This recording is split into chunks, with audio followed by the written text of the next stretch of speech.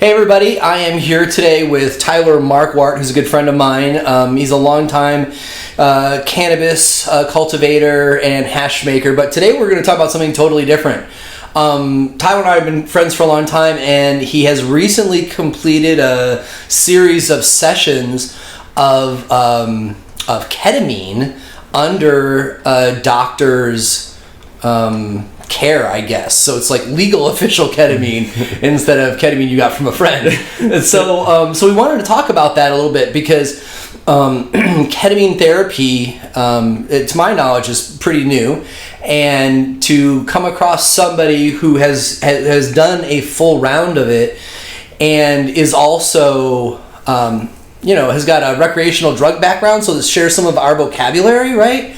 I thought that would be really interesting to hear about it from somebody who's already a psychonaut. So, Tyler, thank you so much for taking some time this morning and chatting with us. Absolutely, thank you for having me here. Right on. So let's figure out. I know that you were aware of ketamine. All of us who have done like exploration with drugs, generally know that ketamine exists because it's a horse tranquilizer, and people joke about K-holes and stuff. but at some point you were reintroduced to it as a medicine, something that you thought was going to help offer you some kind of relief. Yeah. So will you lay that out for us and kind of like let us know what attracted you to, like, let alone getting doctor's help and getting ketamine? Yeah, so I was born with a genetic liver disorder and IBS, and that had caused serious depression and anxiety, specifically with food. So every time you eat food, it causes intestinal spasms and other issues that are very detrimental and hard to deal with.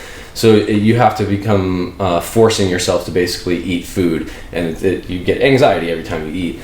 So over the last 38 years of dealing with this, it just kind of built and got worse. Then I had gotten arrested in 2011 and convicted for a court trial for running a medical marijuana dispensary, and that just kind of added to everything. So the depression hit really, really hard, and then I needed something to kind of help with that because regular psychotherapy wasn't working, and exercise wasn't doing it, and I needed something to really push myself beyond the level of what society was giving me with basic psychotherapy. The stuff that we normally go through. Yeah. So you knew you were depressed and you wanted things to change, and you tried therapy, and clearly you tried weed and exercise, and you're going down the list, and you're like, none of this stuff is working. Yeah. And so ketamine's kind of a atypical response to depression, right? Right. So what turned you on to that as being a solution? So being on Instagram and a couple other places, social media sites, I had good connections with other psychonauts and doctors, and started doing research about what options there were out there. A friend of ours, Allison Drayson, who works at the clinic that I went to, she had posted something about the therapy being available, so that kind of sparked my interest. I had tried ketamine like once before as a teenager and did not enjoy the experience, was not ready for it, or whatever the deal was, and so I never really thought about it or anything like that. And then started doing more research into, there's a book called The Ketamine Papers, which kind of lays out a bunch of different experiments that were done over the years. So I read that a little bit and just became a little bit more interested.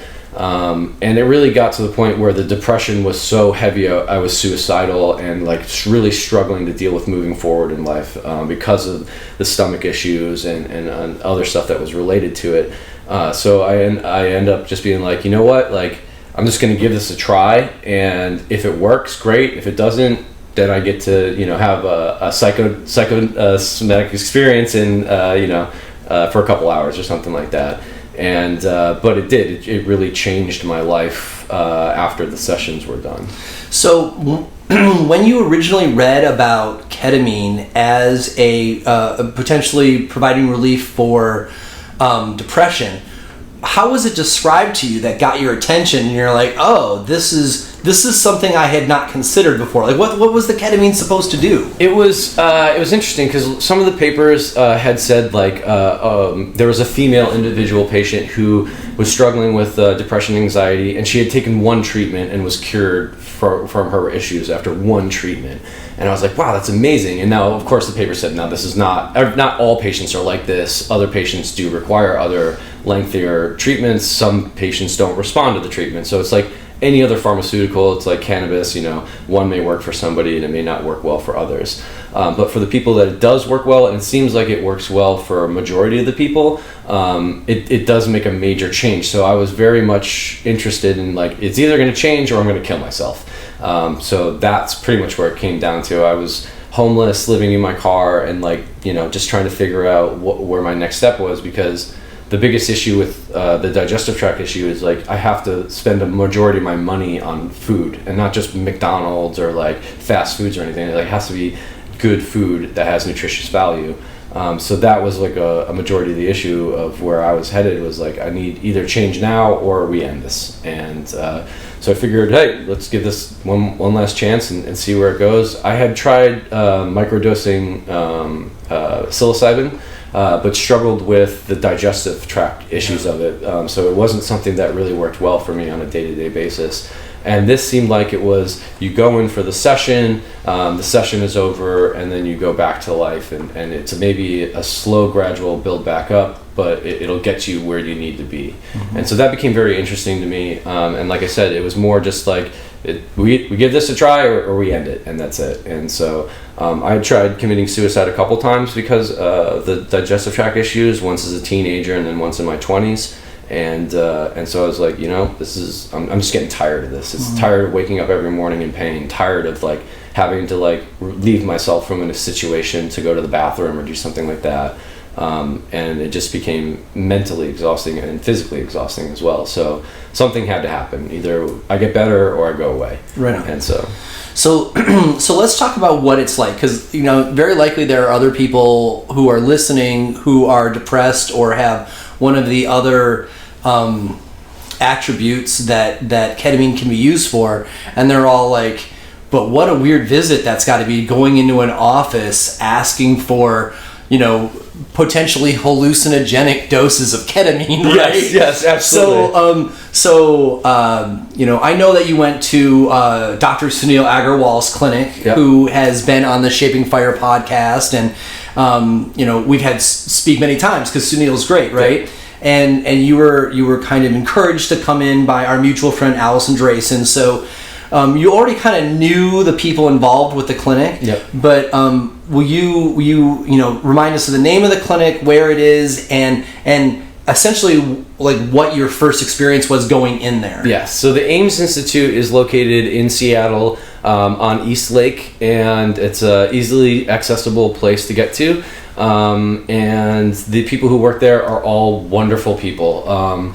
Going into that office really makes you feel like you have the potential to change your life. Everybody is super caring. Everybody is super calm. There's a wonderful ambiance in the office. So it's very inviting when you go in there. It's not a cold, sterile doctor's office kind of feel, which was something that I was pretty much always against. Like, I don't want to have to take Western medicine to deal with it, because it usually causes other problems or something of that nature, right? And looking at their website, you can tell that this is going to be a different experience, right? Because they, I don't remember it exactly, but it says something like, ketamine therapy, cannabis therapy, psychedelics therapy, right, and you're like, oh, I like this menu. Yeah, it's not exactly like popping into your regular doctor's office. Yeah, so. Totally. So was, did you go in and have a ketamine experience your first time, or was there like intake first? Yeah, so there's an intake. They kind of get you prepared, and they want to go through to see like kind of what your experiences are with psychedelic experiences, so that they know,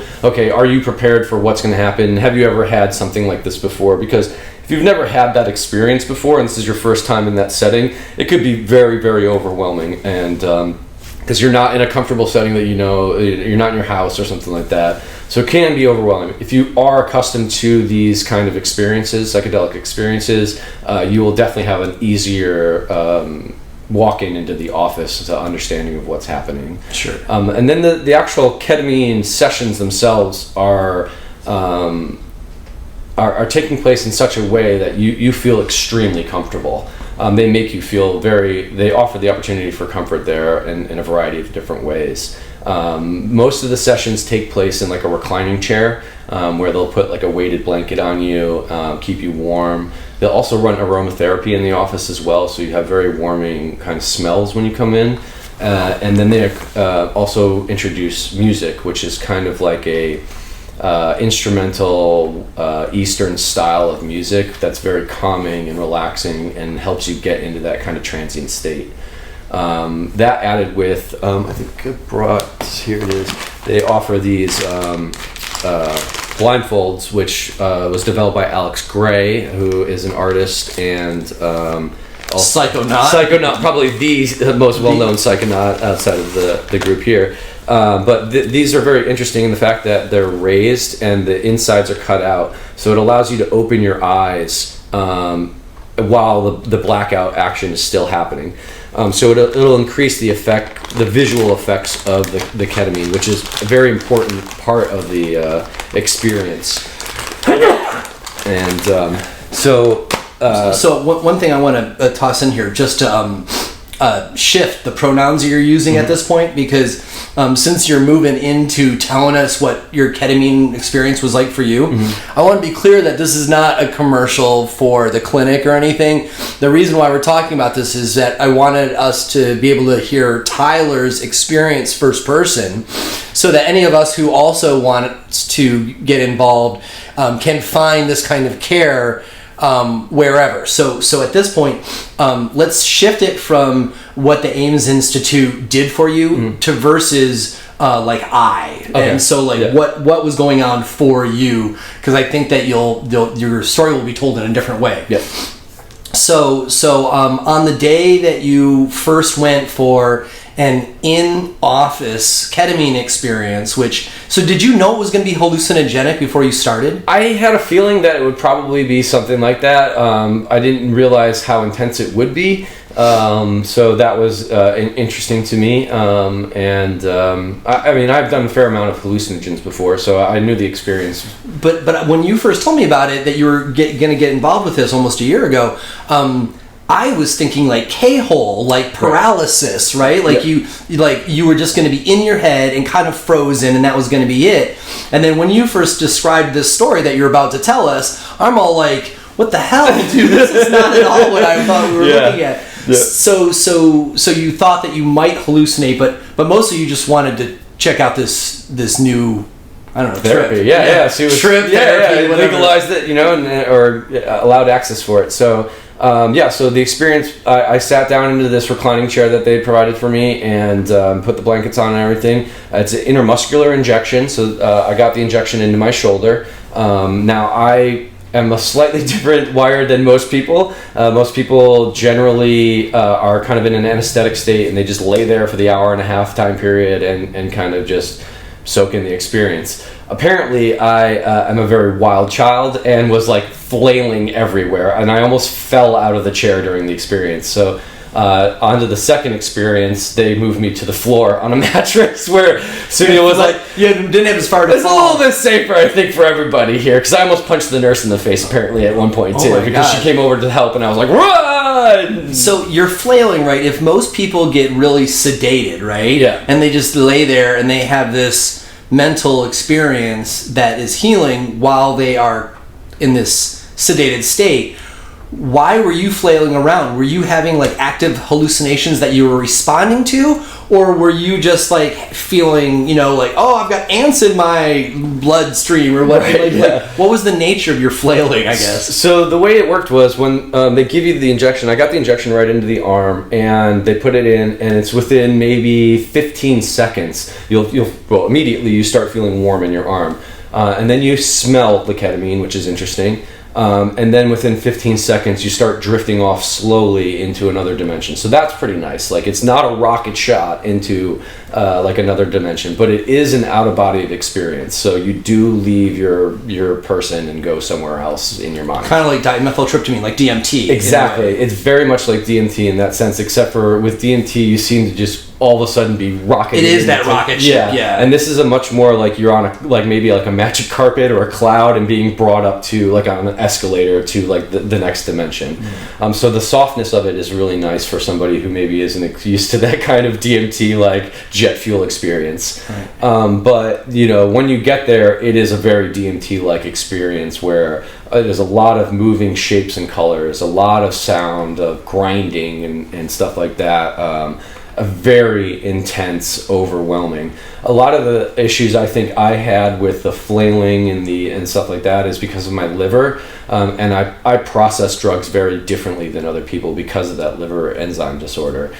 So like if you were to take the ketamine, it may give you an experience that's like longer and more stable, whereas I get a very hard, intense experience for a shorter duration. And so because my liver is just like, take it all, let's take everything in, like this seems great, and so that seems to be a bit of an issue. So they had to adjust some of the things for the second treatment for that as well too, because put you on the floor. First treatment was a lot, it was pretty heavy, and so but again, everybody's different, so they try to figure out where you are to gauge it at. And but I think the heaviness of the trip is the most important part, because it really resets your brain, and it really resets you to becoming accepting of problems, as opposed to being like, there's nothing we can do, this problem is going to ruin me, blah blah blah blah. You end up becoming more like, this is a problem, now how do we solve it kind of issue. And so after the first treatment, I felt slightly better, less depressed, not 100% pulled off, but I felt like I had shifted the paradigm to be facing somewhere else. Even though you were flailing, would you call it fun? I would call it fun. Some people may call it a terrifying experience. I think it depends on how you like to view life. I enjoy psychedelics. I have always enjoyed psychedelics. It's probably one of my preferred drugs of choice. Obviously, cannabis being a hallucinogen. And so I think for me it was a more comfortable experience because I was used to it. But it could be slightly terrifying for somebody who's not used to that kind of psychedelic experience. But again, one of those things is it's terrifying because it's changing you internally. From what the nurse told me was there's a ring in your head. Now, obviously, I'm not a doctor. I'm not going to probably pronounce this or do this correctly, but there's a ring of cellular structures in your head that basically ketamine rewires, and that has to do with like depression and anxiety and associates with that. And it literally rewires the connections in those portions of the brain. And so that may happen slowly over a multiple period of time. For me, it took a few months for that to work. But you can feel the change happening, and it's interesting. You come out of the experience very confused at first. Like the come down is a little bit confusing, but you work yourself out of that after about 30 minutes, and you do need somebody to pick you up afterwards because you're not able to like drive or do anything like that. Well, that reminds me a lot, going back to DMT, right? Because folks who have not tried something like DMT, it's not like psilocybin or something where you take something and my first person conscious personality is still here, but there's something on top of that, right? That there's the hallucinogen on top of it, but you're still like essentially walking around being you, yeah, right? Whereas drugs like DMT and ketamine, it's more like you take your human, you unplug from reality, your first person consciousness is gone, and you plug into another reality which is totally foreign and yet somehow familiar, and you're there for a while, and then it ends, and then you unplug from that reality, and suddenly now you're back in your body. That is a really strange experience. Probably every time that you experience it, but it was certainly the first couple times. Yes. And you're wiped out just from having such an intensity experience. Like you are ready to nap for days. Sure, yeah. Afterwards, I slept for about 6 hours after each session, and you kind of are, after that 6 hour rest, you're better. You're back on your feet again, and there's no issues or anything like that. But you're right. It can be overwhelming for some folks who are new to the experience. But I think it's a crucial part of the experience. Like without that part, I think you wouldn't be able to move forward. So one thing I want to dive in a little bit more is during the experience while you are, let's say, checked out, right? You are not having your first person Tyler consciousness, and yet you have memories of what was happening during your ketamine trip. So some part of your brain is certainly running and really busy, right? Yeah. That may sound like spooky to some people, right? Yes. And honestly, maybe even that's legitimate, right? Yeah, of course. That's some pretty intense stuff that happens. But will you talk a little bit more about what that was like? Like, you're not conscious, but things are happening in your mind. Will you just talk to that weirdness? Absolutely. The mask really kind of enhances everything when you wear the face mask, because at one point I accidentally knocked the face mask off, and then you can see everybody in the room and you see the people. That must have been startling. It was horrible, actually, because like the individuals don't look like they should look. Like you're hallucinating like characters on them, or they're melting or something like that. So it's a little bit overwhelming, and you have to get the mask back on pretty quickly. But when the mask is on, it's different. You're in this environment where it's almost like the environment around you that you see is shifting like a kaleidoscope. It's a bunch of colors and shapes. Colors and shapes are coming out of the dimension that you're seeing, and they're moving and shifting almost like a Rubik's Cube would kind of. So you may see like a square color, 4 or 5 colors come out in a square shape and then shift into a circle and then move back into the background of what you're seeing. Some people experience like an entity or like a person or a face. I didn't have any experiences like that. This is essentially your brain just freestyling. Yeah. So like, even though there are themes to it, like the gyrating geometrics and things like that. Yeah. I would think that it's pretty personal. Yeah, and there are consistencies through it. Like you do see a lot of sacred geometry stuff. Like you will see like shapes that like you would see like paintings of and stuff. Like if you do go look at Alex Gray's paintings, those are excellent representations of what the experience is like, colorful wise, and like he often shows like a lot of people, and you'll see their insides. I didn't particularly see people or their insides, but the concept of the colors and the like beyond third dimensional look that comes to his paintings are very similar to like what you see. And there are other artists out there, but he's obviously the most accessibly well known. And so that experience is visually overwhelming for a lot of people, and it was for me too the first time I did it, because you are getting a fair amount of ketamine in your system. So but you then become used to it by the set. You know what you're getting yourself into at round 2 and round 3. Even though you're not in control at all, at least you know what's coming down the pipe. Right, exactly. Yeah. And it's exciting, it's overwhelming, but it is leading to a better change, and you do feel the change afterwards. Sometimes the change is like using baseball, is if you may hit a home run and it changes it immediately, but sometimes you have to hit 4 singles to score a run, right? And so the same thing goes with and the goal, the scoring of the run, is having these unique experiences that we don't know exactly what they are, but they are laying down new neural pathways, which is the ultimate goal, so that when you come down off the ketamine and you've had some time to rest and you integrate, you're actually integrating new neural pathways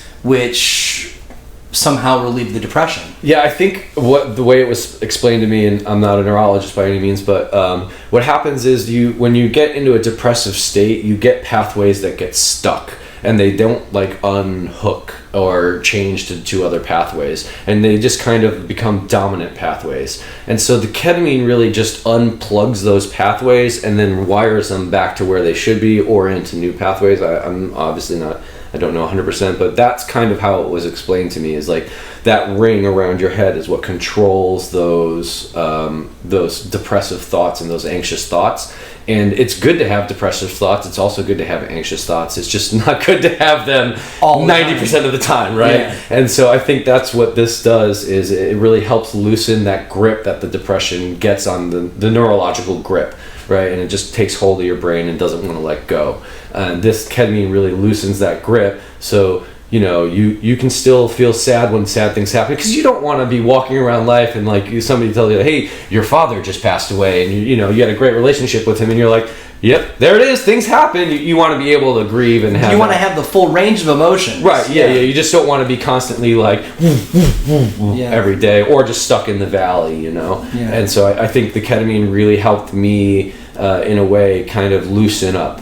It was a slow loosen up. When you're anxious, you're tense, and when you're depressed, you're like, don't want to be around anybody. And the ketamine kind of just took the tension away. It took away the consistent thought of wanting to kill myself. When that was all, for 3 or 4 months, all I could think about was, how am I going to do this? Like, what's the way in which I'm going to do this? Because I don't want to like suffer for a long time while trying to kill myself. I just want it to end. I don't want to do with it anymore. And so it just kind of removed that like overwhelming focus I had on, how am I going to do this? Mm-hmm. And then it shifted more towards, well, now I got my shit back together. How do I get out of being homeless? How do I get out of moving on from here and just going? And so it was overwhelming, but it was worth it. It's like going on an adventure in a safari, and you get stuck in the jungle and you didn't plan on it, but you got out, and now you have an awesome story to tell people for the rest of your life, that like, I did some amazing things in the jungle. I ate plants I've never seen before, drank off of leaves, and and slept under trees and stuff. And it's like a rebirth. Yeah, and it was difficult. It was hard. It was overwhelming, but it changed my life. It changed me for the better. It made me a stronger person. So I know that you did 3 of the intramuscular shots in the clinic first, and then you what's called a tranche? Troche. A troche. Yeah. When you describe it, it sounds like doing liquid acid on a sugar cube. Yeah. But essentially, it is like a sugar cube with a little bit of oral ketamine in it. Yeah. So they had about 100 milligrams of ketamine per dose. I was told to take 100 milligrams per session at home. And I found that 200 milligrams was a little bit better setting for me. Yeah. So I basically, at that time period, I was sleeping in my car. So I'd set up the car in a way that I had an air mattress, I had an SUV, so I put the back seats down, put the air mattress in there. I had a couple heavy blankets, and then I had the eye mask as well. And Dr. Agarwal had mentioned, you really should play some music along with it, something that has like a calm relaxation to it. Oftentimes you hear that meditative music that you get at like a yoga studio or something like that. Something you vibe with. Exactly. I chose the Grateful Dead for my first session. Dick's Picks Volume Number 1 seemed to be a good idea, and it went really well. The session... The troche sessions are much softer than the intramuscular sessions. You can go off into kind of a slight another dimension. Like when I was listening to the Dick's Picks Grateful Dead session, it felt like I was on stage at the show that day. Like Jerry was off to the right playing his guitar. Bob's standing next to me. I can hear the boys banging on the drums in the back. And and you've got that mask on in your car, right? Mm-hmm, yep. So your brain is creating the experience of seeing the band to go with the music. Yeah, and that's interesting. So it was really kind of like a happy experience for me. I'd never seen the Grateful Dead before, and so like I was like overwhelmed, like, oh my God, Jerry Garcia's playing guitar right next to me, and so it was very came out of that one with like a very happy attitude. The other 2 sessions that I did in my car, I actually downloaded music that was like to a certain hertz, 432 hertz. And it's supposed to be like a tone in which is a healing tone. And so that really helped kind of like create like a Om state. Yeah, kind of mental cycling. Exactly. And I think that music, because that was similar to the music that Sunil had played in the doctor's office. And to jump back to that temporarily, really quickly, one of the experiences I had in there with him was I was on the floor and coming out of the experience. It was maybe the last 30 minutes of the experience, and I had the mask off, and I was my eyes were open. I could see the office, very mildly hallucinating, but not in a tranquil state, kind of. Sunil had asked if he could meditate above my head, so I was on the floor, and he sat back here in lotus and was meditating over me. And at the same time, he would ring a singing bowl. Singing bowl, yes. And every time he rang the singing bowl, I would howl uncontrollably to the pitch that Whoa. the bowl was making. Yeah. And I was like, woo, and he was just like, okay, that's crazy. And so, but he was saying, and it got to the point where it got so much energy moving through my body that my arm unwillingly went and just grabbed Sunil's head. And I held onto his head, and I could feel an energy beam coming out of his head. I could feel his human energy, and I told him, I was like, I feel all your power. And he didn't budge. He just kept. It was awesome because he just kept, meditating, and he was totally with the situation. Steady state like that. Exactly. He wasn't like, "What are you doing, grabbing me? I'm a doctor. This is unprofessional." He went with it, rode with it, and it was an amazing feeling for me. It really kind of boosted my energy. I don't know if I was sucking energy out of his head or if it was just the him allowing me to do that, that person to person contact. Yeah. Kind of made my energy enhanced or something of that nature. So that was a very interesting experience to me that made me feel really good after the come down of the experience. But back to the troches, the experience with the instrumental music at the 432 hertz was extremely beneficial. After the second and third troch, I think I did a total of 4 of them. After the second and third troch session, I was almost completely healed, and I felt a completely different person. Not in the sense that I'm not Tyler Markward anymore, I'm Bob Johnson or whatever. It was more that I had a clarity in my head and zero focus towards depression, zero focus on anxiety. I mean, this is from me being 38 years of eating and forcing myself to eat, or since being 13 years old, smoking weed before every single meal, because that's the only way I can get through eating a meal is getting high and forcing myself. Well, certainly over the last year, you doing these 7 and then integrating them, you're clearly a less miserable friend. Yes. You know what I mean? Yes. Yeah. Before you got turned on to the ketamine, you were a good friend. Yep. And you were freaking miserable. And an angry person. Yeah. And a lot of people had told me that, and I recognized that myself, that I was not happy. It ruined personal relationships. It ruined business relationships. It ruined dating relationships. And so it was a major problem in my life, and I had to change something about it either way, right? I'm going to either take care of myself or I'm going to off myself. So let's move to wrap this up. So this is a pretty specific video, right? Yeah. I mean, to be talking about ketamine at this level. So probably the only people who are still with us are people who are either depressed and looking for solutions, or people who are looking at ketamine for other reasons that they're looking for relief from, and then maybe they're using this video as part of their decision-making process, right? Yep. So, what would you say, or what are you going to say to anybody who is watching who may be considering ketamine therapy? Just if they were somebody that you were chatting with and they brought it up, and what do you have to say to them directly to, I don't know, help them figure out whether or not ketamine's going to be for them?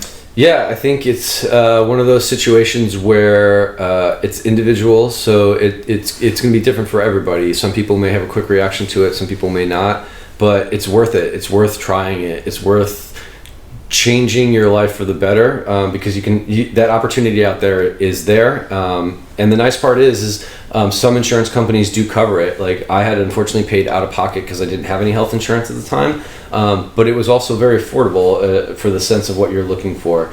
I'm not going to comment on what the pricing is because I think the pricing changed, so I wouldn't be on point as far as that goes. But it is affordable.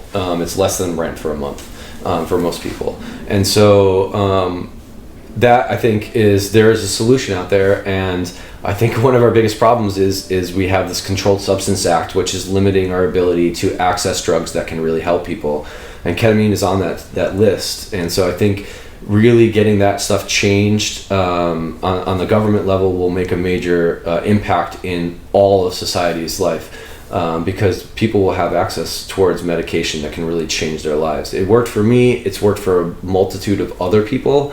I think it's starting to become more accepted, just like psilocybin is for microdosing and LSD is for microdosing now.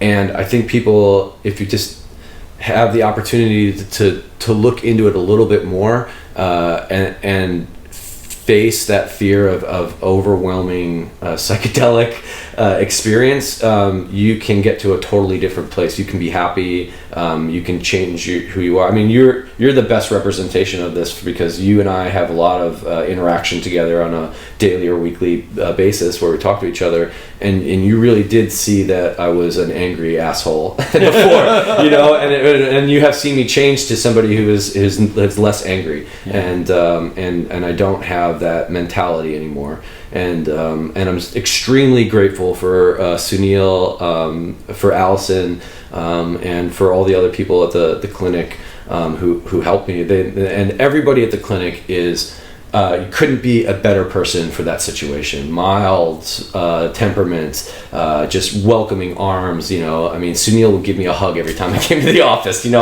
Most doctors don't even come near you or shake your hand. And this doctor has given me a hug and welcoming to the office. So I think it's when the individual is ready to make the change, because it's also the depression has to get to a point where you need to acknowledge that you need to make a change. And I think that's the hardest thing, right? Because the opportunity's out there for people, but now you have to take advantage of the opportunity. And that's the only way you're going to grow. Nobody can force you to be happy. Nobody can force you to be better. You have to make that decision yourself and say, I want to be better. I want to make this change. There are tools out there for me to access that in a legal manner. There are the Ames Institute is not the only institute in the United States who's doing this therapy. There are, I believe, therapies in Chicago and New York as well. I'm not 100% sure where they're located, but I know there are other offices that are located. A friend of mine's father did the therapy in New York, but he did it under drip IV as opposed to intramuscular. But he did not have as much of a response to it as I did. He's also older too, so I don't know if that experience had any tie-in with it. But like I said, first it's different for every individual, and I think really looking into it and reading those ketamine papers. The book is actually called Ketamine Papers, and going on to PubMed.gov and doing other research about ketamine and seeing what's out there. Do the research, because you're the only one who's in control of your life, and you have the ability to make the changes if you want to. It can be really hard and challenging and overwhelming, because when you're in that state, any action can be a depressive action, right? Whether your shoelaces are untied, you trip and fall, you drop a glass, it can just spiral into just almost like a suicide thought process, because it's just your world is crumbling. But there's a light at the end of the tunnel. That light is provided by ketamine and other substances, and I think people need to get that negative mantra of drugs are bad. Everything is bad in excess. Some people react to things differently. I can eat cheeseburgers all day and not gain any weight because I have IBS, right? Cheeseburgers aren't bad for me, but most of America is not doing too good, I think it's an individual thing, but again, I think the opportunities are out there, and opportunity is the biggest and best word that we can have in our culture, because that's what leads to growth and leads to betterment. And that opportunity can only be taken when you want it to, right? If you want to change, then you can make it happen, and you'll figure it out. And but just know that the tools are out there to help you. And again, even when you're when you're consuming the tools and after you've consumed the tools, it's still an active process of wanting to be better. And you just need to change your whole mentality to bettering yourself, bettering the environment around you, not particularly like, you know, doing KNF or like soil regeneration, but more like keeping yourself clean, like showering and like eating healthy. Self-care. Yeah, self-care and self-love and that kind of stuff, which is, I think, very difficult for a lot of people, especially men in America, where I think we're in a state where the patriarch is a big problem, right? And like people are struggling with male-dominated industries and male-dominated things, and a lot of that comes down to I think we could have a major shift in society if that male dominance thought process was rewired to a thought process of non-dominance, but association and cooperation and moving forward in a way that everybody can have opportunity and access to opportunity, because that's really what it comes down. I think opportunity is the big key here. Is there is opportunity and people can take advantage of it, but I think America struggles right now with wanting to get out of that classic materialistic mindset, which is, you know, has overwhelmed us for the last 50 years, I think. It can't be any surprise that, you know, somebody with as bombastic of a personality as you, it would take like a serious hallucinogen for you to find the relief you're looking for. But thank you for going to all the effort to find a solution so that we could keep you around. Yes, yeah. And thanks to Allison and Dr. Sunil for helping you get there. Yeah. And then finally, thank you for sitting down this Sunday morning and just kind of sharing some of your story, because you're on the front edge of this, yeah. And there's not a lot of people who've done ketamine under doctor's care at this point, and significantly less who are willing to share their story. So thank you, brother. Yes, thank you. You know, talking about depression and anxiety is really difficult, and but it does help. So, you know, find one person that you trust to talk to about it, and I think it will definitely change your life. Awesome. Cool. Well, thank you for sharing this time with us, and thank you for watching Shaping Fire. I am Shango Los. This is Tyler Marquardt. Thanks.